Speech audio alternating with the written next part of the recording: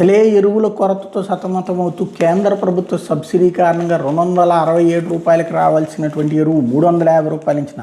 450 పెరిగిపోయి అది బ్లాక్లో దొరక్క ఇబ్బంది పడుతున్నటువంటి సందర్భంలో మిగతా ఎరువుల ధరలు ఇప్పుడు పెరగడం అన్నది ఆందోళన కలిగిస్తోంది. రబీ సీజన్లో యూరియా డిఏపితో పాటు కాంప్లెక్స్ ఎరువుల వినియోగం ఎక్కువగా ఉంటుంది. యూరియా మినహా ఎన్పీకే ఎరువుల మీద పోషకాధారిత సబ్సిడీ పథకం కింద 6 ఏళ్లకోసారి రాయితీ ఇవ్వటానికి కేంద్రం నిర్ణయిస్తుంది.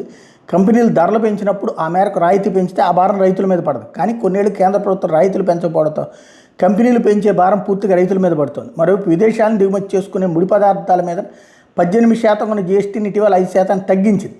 ఆ మేరకు ఉత్పత్తి వ్యయం తగ్గింది. కానీ జీఎస్టీ ఫలాలను జేబుల్లో వేసుకుంటున్న కంపెనీలు అంతర్జాతీయ మార్కెట్లో ఎరువుల తయారీకి ఉపయోగించే ముడి సరుకుల ధరలు పెరిగాయన్న సాగుతో ఏటా వీటి ధరలను పెంచేస్తున్నారు. రైతులకి ఇది పెనుభారంగా మారుతోంది. గతేడాది కాంప్లెక్స్ ఎరువులు 50 కేజీలు బస్తాకి 100 నుంచి 150 మేర పెరిగింది. తాజా కంపెనీల ధరలు రెండోసారి పెంచాయి. ఫలితంగా ప్రస్తుత రబీ సీజన్లోనే ఎరువుల ధరలు పెంపు భారం దాదాపుగా 250 కోట్లకు పైగా రైతుల మీద పడుతుంది. ఇక్కడ రాష్ట్ర ప్రభుత్వం కేంద్ర ప్రభుత్వం సీరియస్గా తీసుకోవాలి. ఆ ఎరువుల కంపెనీల వాళ్ళతో మాట్లాడాలి. జీఎస్టీ తగ్గించినప్పుడు అది తగ్గించాలి కదా, రేట్ ఎందుకు పెరిగింది అన్నటువంటిది నిగ్గు తేల్చాలి. లేకపోతే వ్యాపారస్తుడు పెంచినా కూడా ఆ పాపం ప్రభుత్వాలను వెంటాడుతుంది. కేంద్ర రాష్ట్ర ప్రభుత్వాలు బ్యాడ్ అవుతాయి. తేల్చుకోవాల్సినటువంటి అవసరం ఉంది.